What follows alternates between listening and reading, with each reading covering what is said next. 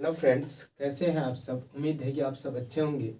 आपका अपना YouTube channel JS coaching centre. आज हम लोग रियल नंबर यानी वास्तविक संख्या में जितना इनमें जानेंगे कि प्राकृतिक संख्या क्या होता है, पूर्ण संख्या क्या होता है, परिमेय संख्या क्या होता है, अपरिमेय संख्या क्या होता है, अभाज्य संख्या क्या होता है, भाज्य संख्या कहाँ से चालू होता है, इस सब के बारे में परिभाषा के साथ जानेंगे। आइए बिना देर करते हुए जानते हैं। प्राकृतिक संख्या यानी नेचुरल नंबर्स, नेचुरल नंबर्स, प्राकृतिक संख्या, नेचुरल नंबर्स। प्राकृतिक संख्या यानी गिनती की संख्या को प्राकृतिक संख्या कहते हैं। यानी गिनती की संख्या जैसे 1 2 3 4 5 या 1 2 3 4 5 6, ये जो हमारा काउंटिंग है यही क्या कहलाता है, प्राकृतिक संख्या। जैसे 1 2 3 4 5 6 etc, ये हमारा प्राकृतिक संख्या। तो कोई पूछे कि सबसे छोटी प्राकृतिक संख्या क्या होता है, तो 1 होता है। सबसे छोटी प्राकृतिक संख्या 1 होता है। और सबसे बड़ा तो कुछ भी हो सकता है, अनंत होगा, उसका अनडिफाइंड हो जाएगा यानी अपरिभाषित है। लेकिन सबसे छोटी हमको प्राकृतिक संख्या पता है, क्या होता है, 1 होता है। उसी प्रकार पूर्ण संख्या होल नंबर्स, पूर्ण संख्या होल नंबर्स गिनती की संख्या में, गिनती की संख्या ये है 1 2 3 4।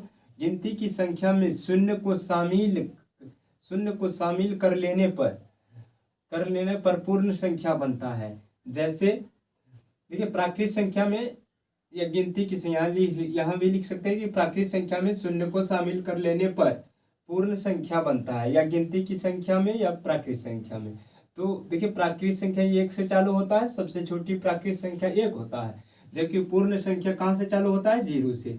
0 1 2 3 4 etc, है ना, इसका अर्थ होता आदि। जान गए कि पूर्ण संख्या क्या होता है। अब अभाज्य संख्या, अभाज्य संख्या कभी देखिए क्या होता है। अभाज्य संख्या का इंग्लिश होता है प्राइम नंबर्स, प्राइम नंबर्स। अभाज्य संख्या जब किसी संख्या में स्वयं और एक को छोड़कर किसी दूसरी संख्या से भाग नहीं लगता है, तो उसे अभाज्य संख्या कहते हैं।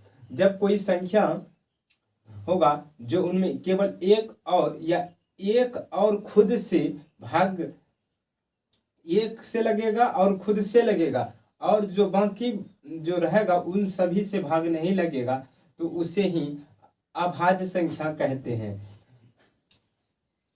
देखिए जब किसी संख्या में स्वयं और एक को छोड़कर किसी दूसरी संख्या से भाग नहीं लगता है, उसे अभाज्य संख्या कहते हैं।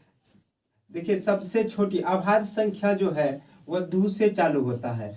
2 जो है सबसे छोटी अभाज्य संख्या होगा। 2 जो है ये सबसे छोटी अभाज्य संख्या होगा। ये सम संख्या भी है, अभाज्य संख्या भी है, तो ये हमारा सम अभाज्य भी संख्या हो जाएगा।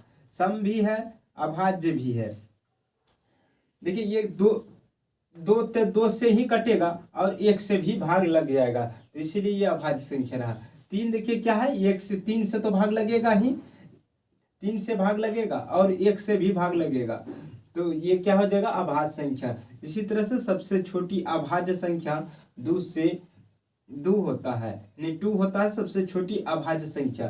तो 1 से 100 तक सभी अभाज्य संख्याओं को लिखा गया है। देखिए 1 से 100 तक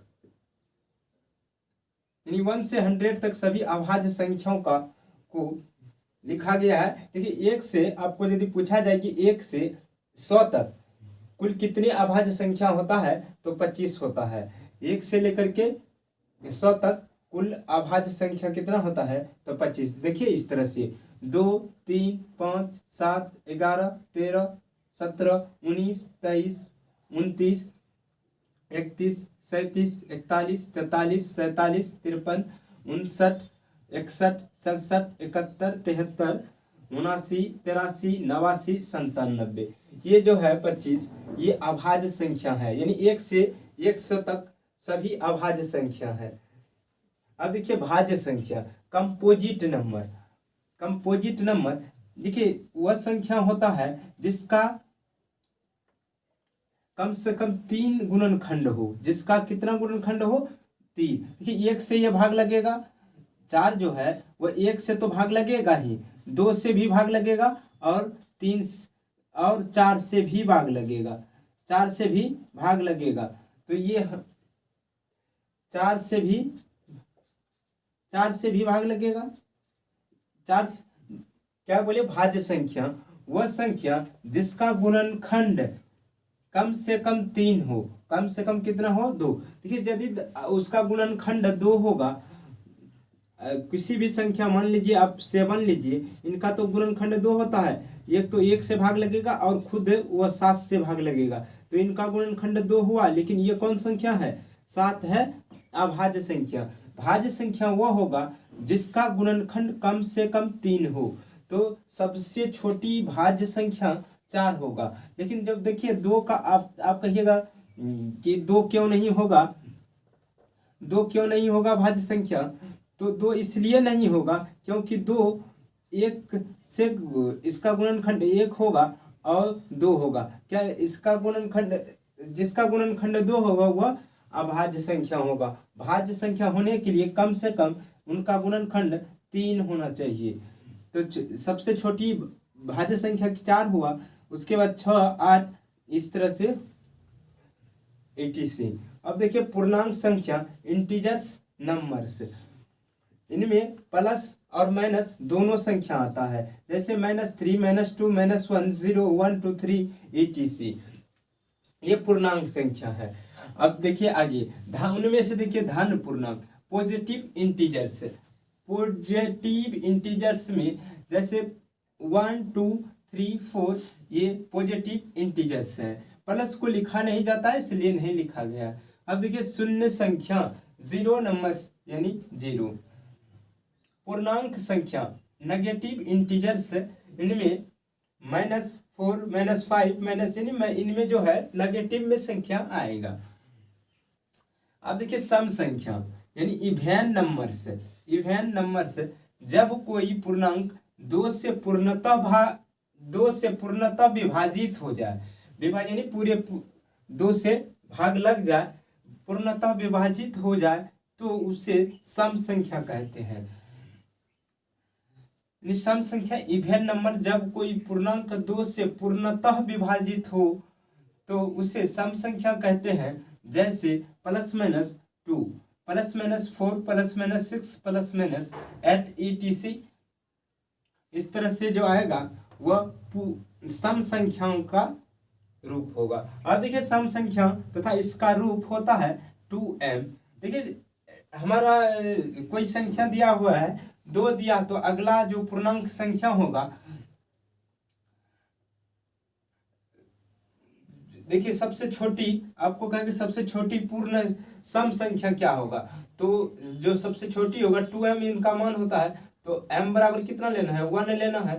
तो सबसे जो छोटी होगा वह 2 × 1 बराबर 2 हो जाएगा, सबसे छोटी पूर्ण सम संख्या।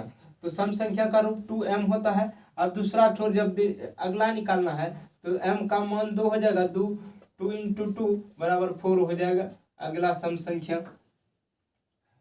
तो यदि इन्हीं को माइनस में लिया जाए तो माइनस में आएगा, तो इसका रूप 2m होता है। अब देखिए विषम संख्या, ओड नंबर्स, जब कोई पूर्णांक 2 से पूर्णतः विभाजित नहीं होता है। इसमें क्या था कि पूर्णतः विभाजित हो जाता है, इसमें विभाजित नहीं होता है, उसे विषम संख्या कहते हैं। जैसे +-1, +-3, +-5, +-7, etc। ये जो है विषम संख्या है यानी ओड नंबर, तथा इसका रूप 2m+1 या 2m-1। कई बार इनको पूछा हुआ है कि विषम संख्या का रूप क्या होता है, तो आपको ये भी दे देंगे, ये भी दे देंगे, तो आप ये नंबर में, ये बी नंबर में, सी नंबर में कहेंगे ये दोनों होता है और एक में देंगे ये, तो दोनों होता है। देखिए मान लीजिए हमारा जो है 2m+1, तो m का मान यदि आप 2 लेते हैं तो 2m, 2 इंटू 2 -1 कर दीजिएगा, 4 इंटू 3 हो जाएगा, जो 4 इंटू 1 हमारा 3 जो हो जाएगा वो भी विषम संख्या है। तो इस तरह से आप जोड़ दीजिएगा तो 4 1 + 5 हो जाएगा। तो इसका रूप क्या होता है 2m+1 या 2m-1 होता है। अब देखिए परिमेय संख्या, रेशनल नंबर्स। परिमेय संख्या उस संख्या को कहते हैं, परिमेय संख्या उस संख्या को कहते हैं जो p/q के रूप में लिखा जा सकता है, उसे परिमेय संख्या कहते हैं। जहां p और q दोनों पूर्णांक है एवं q does not equal to 0 हो, इसे फाइ से सूचित करते हैं। देखिए 2 भी परिमेय संख्या है, 2 क्या है परिमेय संख्या है, इसके नीचे कुछ नहीं तो 1 दे सकते हैं।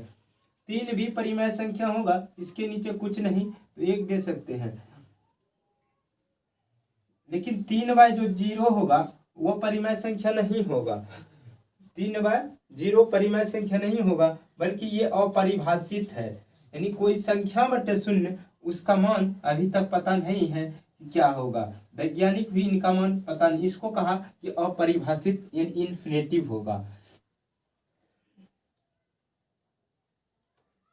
आई होप आपको वीडियो पसंद आए होंगे, तो वीडियो को लाइक और सब्सक्राइब कर दीजिए, चैनल को सब्सक्राइब कर लीजिए और बगल में जो बेल आइकन की घंटी है उनको भी प्रेस कर लीजिए, ताकि जो भी वीडियो अपलोड करूं आप तुरंत सबसे पहले देखें, और अपने दोस्तों में वीडियो को शेयर कर दीजिए। Thank you.